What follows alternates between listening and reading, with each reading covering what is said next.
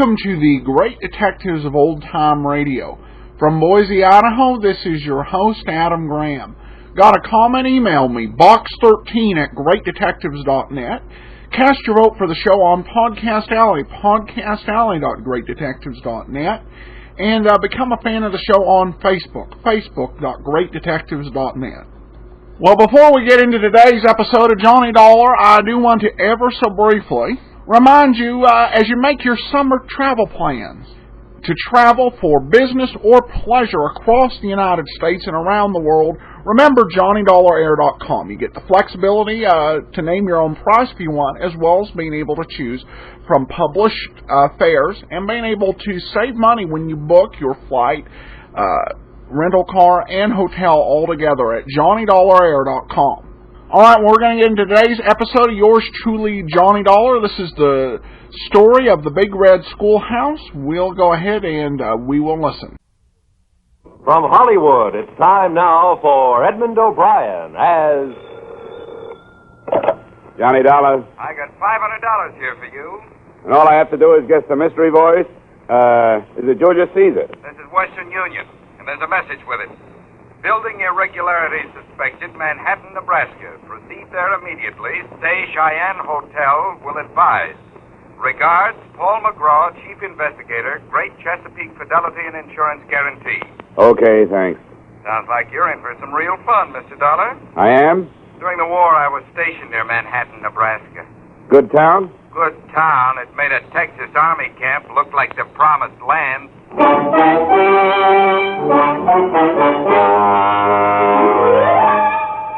Edmund O'Brien in another transcribed adventure of the man with the action-packed expense account, America's fabulous freelance insurance investigator. Yours truly, Johnny Dollar.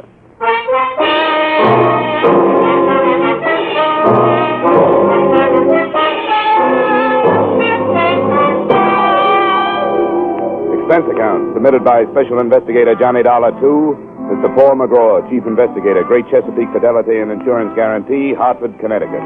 The following is an account of expenditures incurred during investigation conducted on behalf of your company, or the story of the Big Red Schoolhouse. Expense account. Item, transportation, $134 plane fare, New York to Omaha. Item, transportation, $3.95 bus fare, Omaha to Manhattan, Nebraska, which a fellow passenger told me was a quiet, sleepy little town. But which seemed to be celebrating Rip Van Winkle Day as I stepped off the bus. Nobody was walking and everybody was running. I followed the crowd in the general direction of the excitement. 2 blocks north of the main street, the fire crews were hard at work playing the hoses on what was very shortly not going to be the new high school building. And that's where a little man with black curly hair introduced himself. I am Paco Gonzalez. I carry those bricks myself. Watch fine new school grow up under my own hands. What's the matter? How come these buildings I worked so hard on for 16 months goes down in 16 minutes, huh? I ask you, mister, how come this... Oh, now calm down. What are you talking about, you?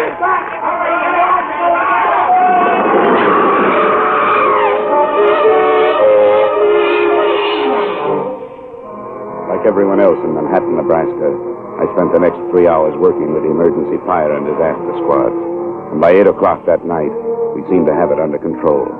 I finally dragged myself over to the Cheyenne Hotel. But before I could leave the front desk, I had a long-distance call from you, McGraw. Johnny, where have you been? I've been trying to There's been a big fire here in town. Everybody had to work on it. Did Joe Stankovich get in touch with you yet? Who's Joe Stankovich? A guy who lives there. He tipped us. Said something about a building we're covering being in bad shape. What building's that? A new high school. Just put up 6 months ago. And it fell down tonight. What? In a heap. The building will retail now at a junkyard for about $35. Well, you better start with this Joe Stankovich and see what it's all about, Johnny. Right. Mac, I'll keep in touch. So long. So long. Room clerk, have you got city directory around here? Yeah, city directory in this burg? Yeah. Who do you want to find, Mr. Dollar? I know everybody in and out. Man named Stankovich, Joe Stankovich. Yeah, oh, him. The city morgue. What? When? He just came over the radio. They picked up what was left of him out of the fire. Yeah, and that ain't much.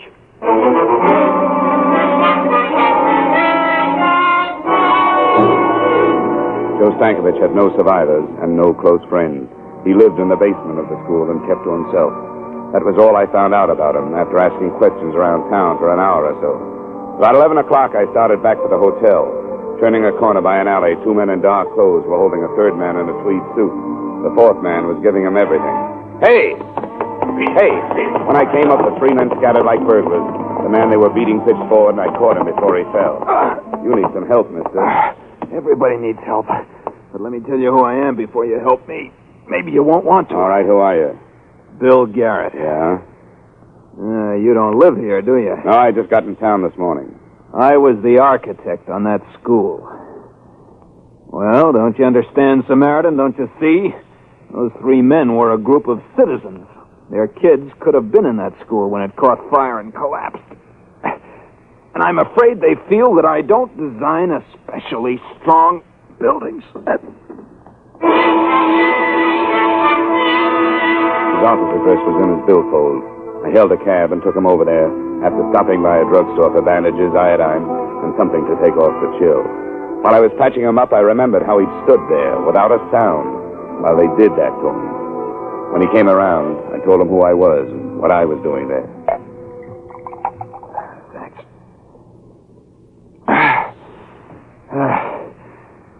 You represent a powerful company, Mr. Dollar. But you're wasting time. You'll learn nothing from anyone in this town. I kind of thought you might tell me something, Garrett. Yeah, of course. I could tell you every delicious scandal that's happened here for the past 30 years. Every exquisite depravity and violation of the sanctity of human intelligence. No, I mean about the school building. Well, I can tell you there wasn't any reason for those boilers to be fired today. That there wasn't any reason for them to blow up. But they did. Any idea why? Lots of ideas. And all of them bad, Dollar. Real bad. Okay, tell me. Look, I was raised here. I went to college over in Lincoln. And one day I came back an architect. I was going to make the whole place over. Nice buildings, nice streets, everything. And you saw what happened. The school was my first big project. Yeah? I drew it 4 years ago, revised it a year later. And the city hired you? Better than that. I was so good, the day they broke ground on that school, I left for Paris to study at the Sorbonne. And you weren't in town while it was being constructed? I was out learning how to build even better things. I got back in town 4 days ago. I went over to see my building. Well, here's a laugh for you. They used my outside drawing, that's all. Looked like they made up the rest of it as they went along. I went over to see the building contractor to ask him about it. Double talk. He told me to keep my mouth shut if I ever expected to do any more work for the city. This building contractor, what's his name? He has a perfect name, Dollar. A fine, sunburned man with lots of good teeth and not an ounce of fat on his broad frame. Big Jim Madden. Where can I find him?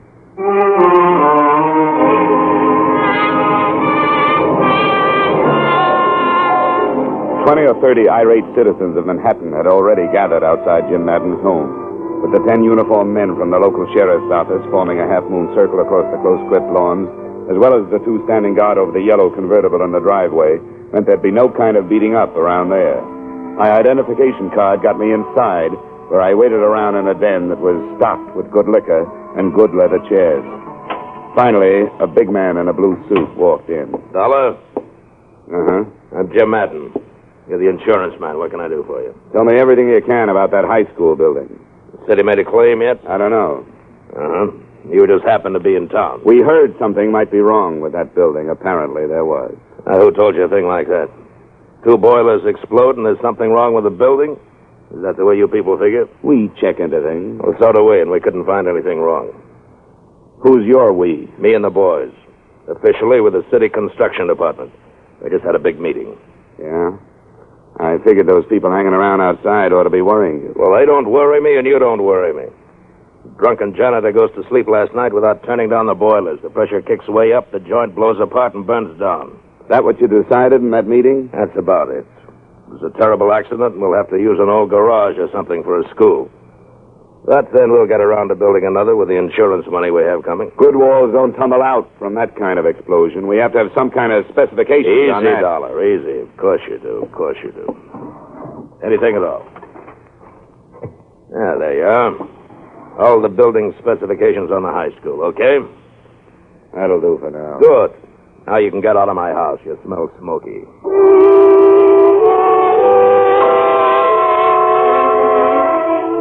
There were 50 pages of specifications on that building materials used in the construction of the school. They looked all right. They also looked as if they could have been forgeries. I tried to get hold of Bill Garrett, but he didn't answer his phone. Then I noticed an inspection receipt at the back of the folder. It was signed by the local building inspector, a man named Mike Dgera. You stay up late, whoever you are, but come on in anyway.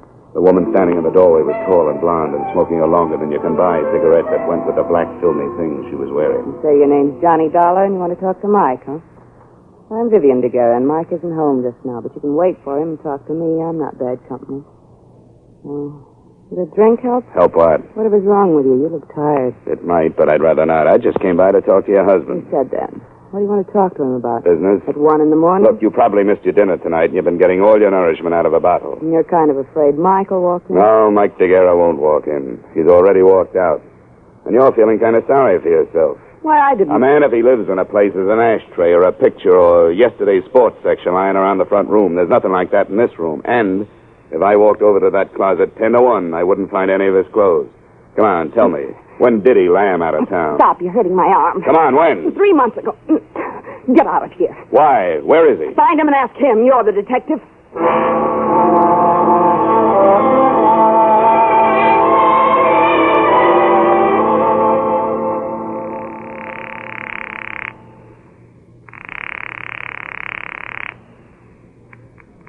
McGraw. Paul, Johnny Dollar. It's a mess here. Your man Stankovich is dead. Was killed in the fire. Oh, that's a shame.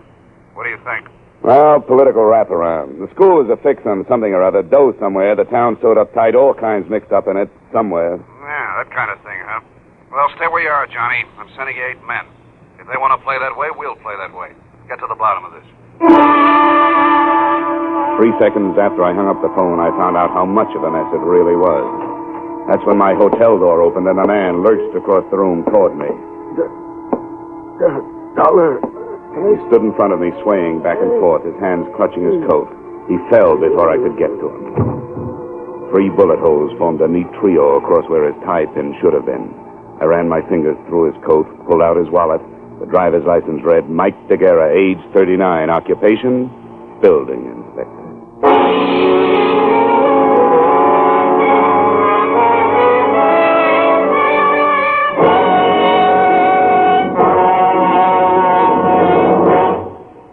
In just a moment, we will return to the second act of yours truly, Johnny Dollar. But first, the king of the cowboys, Gene Autry, will be riding the CBS range again this Saturday night. And Gene will be singing 2 of your favorites, Funny Little Bunny and Home on the Range.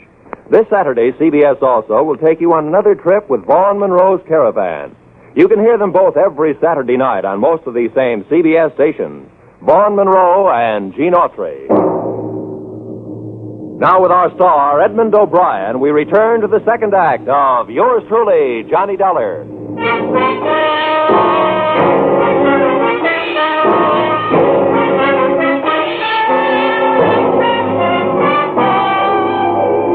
After they took Mike Dgera's body to the morgue, the local constables held me all that night in custody.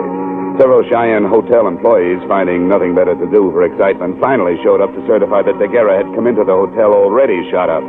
So I was clean, and they let me leave a little after dawn.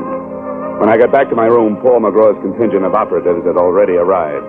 There was Ralph Haycraft from Continental, Carl Royal, Chip Hannigan, who handled the St. Louis Diamond heist, Patty Phillips from Detroit, Rocky Andrusano, reliable Jerry Cotte, Tip Miller, Rod Cornile, and a guy who saved my life once in Denver, K.G. Peterson. Johnny, how are you? Hi, fine. Hey, how's everybody, huh? Chip, Patty, Ralph, good to see you.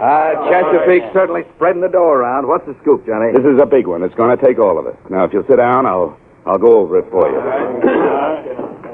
All right, here's the story. Chesapeake insured a high school building here about 6 months ago. Yesterday, it fell on its face. 1, it was not built to specifications, or 2, somebody blew it down, or both. In any case, we don't pay off. But we have to prove our case. Now, there are too many leads for one man to follow before they evaporate. The guy who signed the building inspection papers was killed last night, a guy named Mike Dgera. Carl and Chip, that's your job. Find out everything about him, his bank account, his friends, his troubles, his wife, everything. Oh, his wife, yeah. She's living at 113 South Street.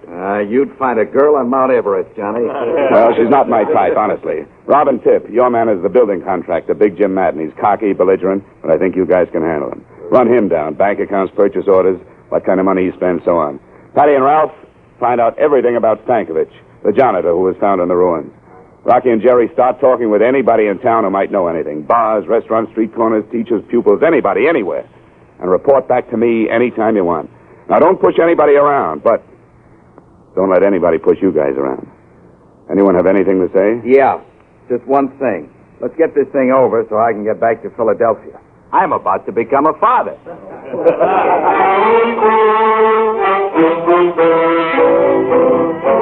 I thought I'd sit back a while and see what kind of birds were flushed up from the dusty meadows of Manhattan, Nebraska. An hour later, my first bird winged in. But it wasn't at all what I expected. It was a tall, gray-haired man, His Honor, Mayor Randall. Mr. Dollar, I've seen the men you brought into town today, and I wanted to talk with you about them. Fine. What about in particular? The events of the past 24 hours in this town have been deplorable and grossly injurious to the public welfare. The collapse of our beautiful schoolhouse, the death of our beloved janitor Stankovich, and the untimely murder of one of our respected public servants, Mr. Dgera. All have grieved me deeply. None of which were caused by any of my investigators, Mr. Mayor. Oh, my purpose here is not a belligerent one, Mr. Dollar. On the contrary, I came seeking assistance. We are a small community with a rudimentary police force, not equipped for major criminal investigations. I want these matters brought to a head and cleared up. And I came to offer a complete cooperation between you and our municipal government. I never turned down cooperation, Mayor, and I'll accept yours. You can begin by telling me everything you know about the schoolhouse. Oh, certainly. It was commissioned 2 years ago, designed by William Garrett. Built by James Madden 6 months ago. The unfortunate Mr. Dgera inspected it and called it up to snuff. And on the basis of his official inspection, your company insured it. I had no idea until yesterday that it was an unsafe building. Was Dgera reliable?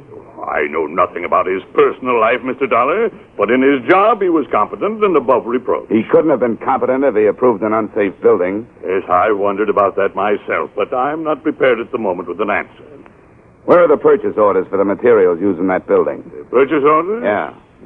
Purchase orders. I can't seem to recall.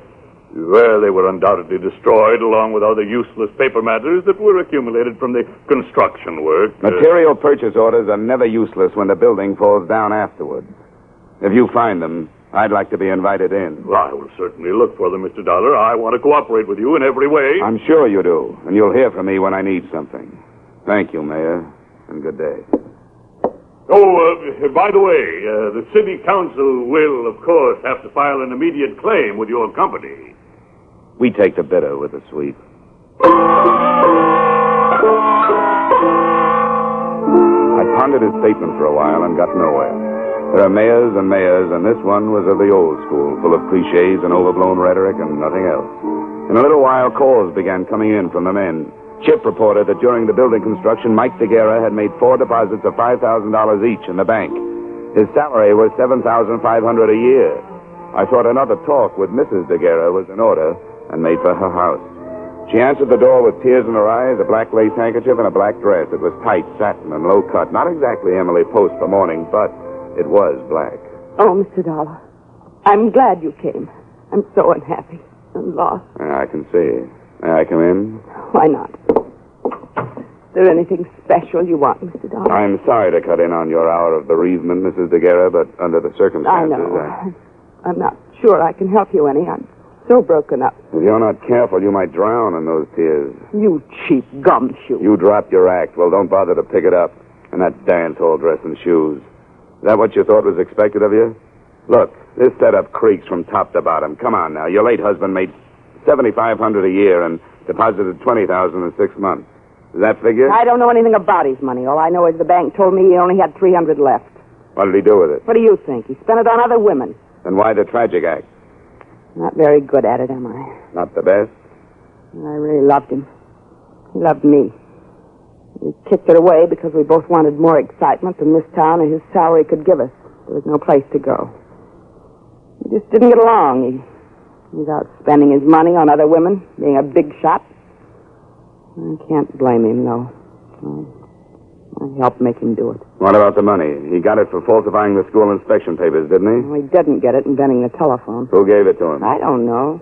Well, who do you think killed him? And why? I don't know that either. Oh, what do you know? Look, He didn't leave any insurance, see, and I got to live the best way I can. If I stay in this town, I got to keep friends. If I don't want to keep them, I got no choice but to move, and that takes money. I wonder what could possibly be on your mind. The company you represent handles insurance, doesn't it? 263 different kinds. Are you particular what kind of premiums you collect? We pay off on a lot of things. Just what kind of insurance were you thinking about, madam? $2,000 endowment. Got your pen? No. But my word's good at the cashier's cage. What do you got? I'm trusting you. Mike got that $20,000 from the Universal Rock Company for, quote, services rendered, unquote. You know who owns the rock company? Big Jim Madden? Close enough, Big Jim's brother. Last night, when Mike showed up in town, he was gunning for trouble. Why? He said they were going to make a patsy out of him. He wasn't going to take the rap for anybody, is what he said.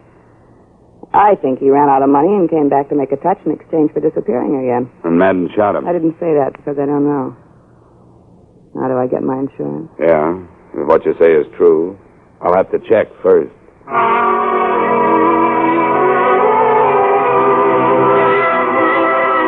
finally tore myself away from the grieving widow and headed back to the hotel in case any of the boys called. On my way down Main Street, getting the worst end of the local stairs, someone with a wrinkled coat and bourbon on his breath stepped out of a doorway and stopped me. Bill Garrett, the architect. Dollar? Yeah, Garrett, what is it? I finally got up courage enough to do something decent. Decent for me, anyway. For anybody else, it would be too low to talk about. What was it? Well, I'm not much of a lawyer, but they say there's a statute in the books that says a private citizen may commit a crime to prevent a greater crime from being committed and still go free. Is that right? Most states have it. I suppose Nebraska does, too. Well, I committed a crime. I'm a Fagin, that's what I am. So long, Garrett. I'm busy. Oh, now, Johnny, wait a minute. Now, just written on the head of a pin, it goes this way.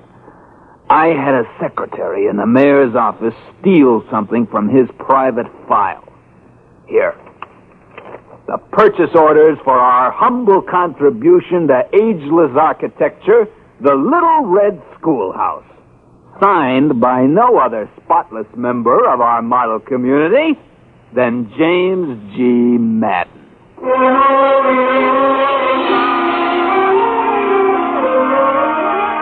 I looked at them, and they were as advertised. Purchase orders complete down to the last 10-penny nail. Not being a technical expert, I decided to shoot them back to Paul McGraw for his perusal. I sent them from the local post office, insured, registered airmail, and special delivery. Then I walked up the steps of the city hall for a chat with His Honor. Good afternoon, Dollar. My door is open to you anytime. Glad you feel that way, and I hope you still do when I finish. You finish what, Dollar? Calling you a liar? Now, see here. Save the B-picture dialogue for your next campaign. I thought you told me the purchase orders on the schoolhouse were destroyed. Well, to my knowledge, they were. Look in your personal file. Folder marked Madden, personal, hold. I don't know what you mean. Go on, look. No, don't bother. Because all you'll find is an empty space. You ought to see your face, Mayor. Well, Mayor, they were in there, but somebody stole them and gave them to me. Yeah. I sent them to my company for examination. And I'm sure somebody's going to be in a jackpot when the material purchased doesn't come up to the specifications of the building. Dollar, this is outrageous. Indeed it is. And it was outrageous from the day your city started to build that school. Well, all right. I'll tell you why I did what I did. For money. Keep your filthy insinuations to yourself. Insinuation? Your Honor, that was a plain statement. I wanted to spare this city the loss of faith it would suffer, seeing one of its most prominent citizens exposed and driven out. A man is entitled to one mistake in his life, and Jim Madden is no exception. I planned to bring him to a private accounting and make him replace the money he made on that building and repair it to specifications. Only the tragedy occurred before I took matters in hand. You had 6 months to do it. And every day of that 6 months, 1,800 students might have been killed. And one man was killed. No one knows that better than I. But once having decided on this course of action, I didn't know how to go about rectifying things. My intentions were good, but they went astray in the interest of humanity and brotherhood. Mayor Randall, you are as full of wind as a Chicago street. You are not only windy, you're corny, stupid, careless, and you're criminal. On the strength of what you told me here, my company will never pay that claim. Dollar, I was trapped. Look, I'm going to pick up Madden right now, and Randall, I suggest that you give yourself up to your own police chief before I have him do it for me.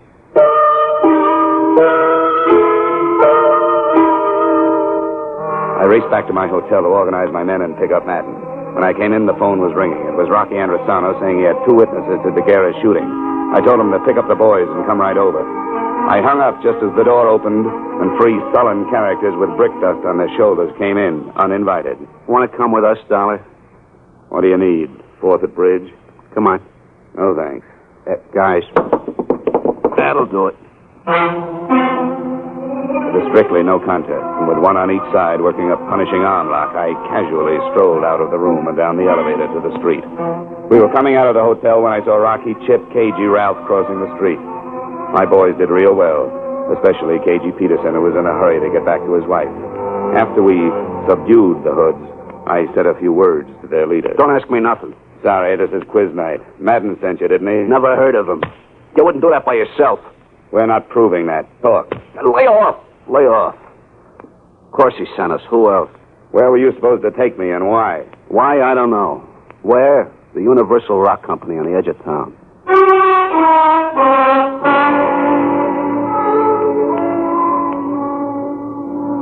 It was a huge, dusty building next to some intricate rock-crushing machinery. Parked in front of it were 3 cars. A yellow convertible, such as a well-to-do contractor might drive, a long black sedan, such as a city official might have, and a small sedan, such as anybody might have. We covered all the exits, and KG Peterson and I went up the front way.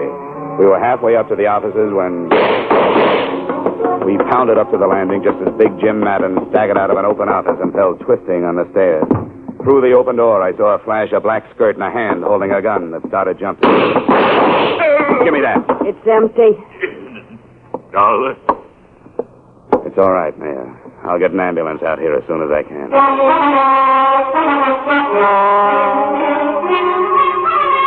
We took Vivian Dgera into custody. Randall was in bad shape, and he died 2 hours later. But before he died, he told me the whole story. It was my idea, from beginning to end. Madden didn't want to do it, but I told him if he didn't, he'd never get another contract from this city. We were able to split $100,000 with the cheap supplies we used in that building. Well, when I showed up Madden, he was afraid he was going to take the rap alone, huh? He was afraid he'd end up like Mike Dgera. That right? Yes, I had to have Dgera killed. He wanted more money. And you kept the purchase orders so you could make Madden do what you wanted him to do. When he found out that your company had them, he was going to turn both of us in. I talked him out of it. Yeah, with a gun. He's dead. He's better that way. Why is it there's always a falling out among thieves?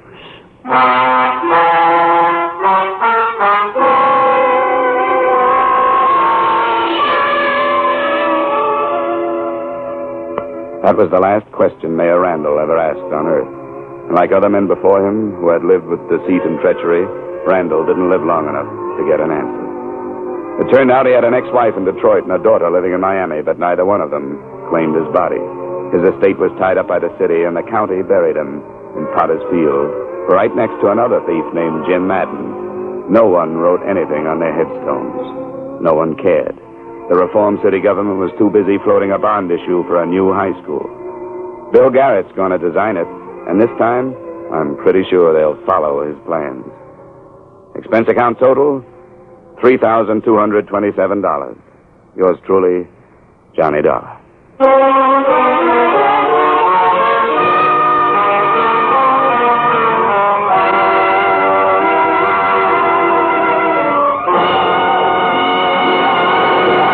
Yours truly, Johnny Dollar, stars Edmund O'Brien in the title role and was written by E. Jack Newman and John Michael Hayes, with music composed and conducted by Leith Stevens. Edmund O'Brien can currently be seen starring in Harry M. Popkins' United Artists production, DOA. Featured in our cast were Victor Perrin, Elliot Reed, Hy Averback, Clayton Post, Bill Conrad, Virginia Gregg, and Willer Waterman. Yours truly, Johnny Dollar, is produced and directed by Jaime Del Valle. Join us next week when, from Hollywood, Edmund O'Brien will appear in another transcribed adventure of Yours truly, Johnny Dollar.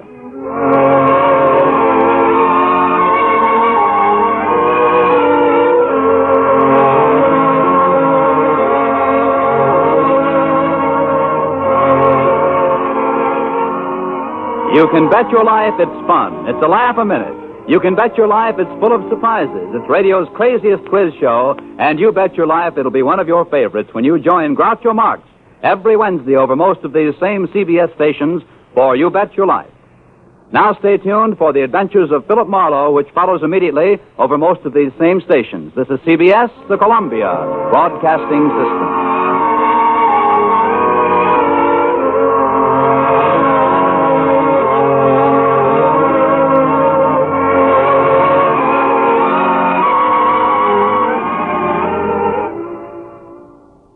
Welcome back. This is a very exciting and appealing story. So much so that the story had two writers, John Michael Hayes and E. Jack Newman, and both would subsequently reuse the script. John Michael Hayes would rewrite this as an episode of Sam Spade in 1951. And then 6 years later, this was rewritten under the pen name of John Dawson for the Clinton Matter, a 5-part Yours Truly, Johnny Dollar. I've heard all three of them, and I think that the best one was the Bob Bailey version over 5 parts. Now, this one was pretty good as well. There's a lot going on with this story, and the plot is incredibly engaging. This is my third time through the plot, and it's still, it was still fascinating just to watch the way it unfolded. Speaking of script reuse, got an email from Wendy, said, I've been listening to Jeff Regan episodes for as much sense as this makes in reversed order, mostly because Jack Webb's Shama series, Novak, Modero, and Regan are probably my favorites of all time. So much hard-boiled goodness that they could turn an egg to leather. Anyway, just thought you'd like to know that The Man Who Liked Mountains was also revamped for A Man Named Jordan, except that Jordan has to hop it over a sand dune rather than a lake, and had to scrap that excellent bit in the end with going to see Big Ed's wife because Jordan doesn't have a boss to justify his actions to. Shame. Take it easy and keep it up. Well, thanks a lot. Yeah, and this was actually remade. This was remade as a 5-part Bailey episode called The Salt City Matter, and Salt City was just a nasty kind of corrupt place. I do think that Jeff Regan, Jack Webb as Jeff Regan, that was probably the best version. I've not yet heard the Rocky Jordan, but I expect I will get to that. Alright, we have a review on iTunes from Sunset Girl, who writes, I think this is one of the best podcasts out there. I love old-time radio shows, and I love hearing Adam talking about the show, and I love how he reads the comments. I would like to hear Sam Spade or Casey Crime Photographer in the future. You're doing a great job, Adam. Keep up the good work. Well, thanks a lot for your comments, and those are definitely on our list of shows today. Alright, well, we do have a show announcement, speaking of deciding which shows to do. And I have reached a decision on the Bulldog Drummond radio show. And we're not going to do that one. I don't know, it just really was not, it just wasn't a favorite of mine. So, Bulldog Drummond won't be on the show. But that means it'll take less time for us to get some of the other shows, but we still have a pretty big list of shows that I haven't decided whether I want to do or not, and I'll let you know as I get a chance to review them. Alright, well, this is Independence Day weekend, so have a safe and happy Independence Day if you live in the United States, and we'll be back next week on Monday with Box 13, and on Friday, another great episode of Yours Truly, Johnny Dollar. From Boise, Idaho, this is your host, Adam Graham, signing off.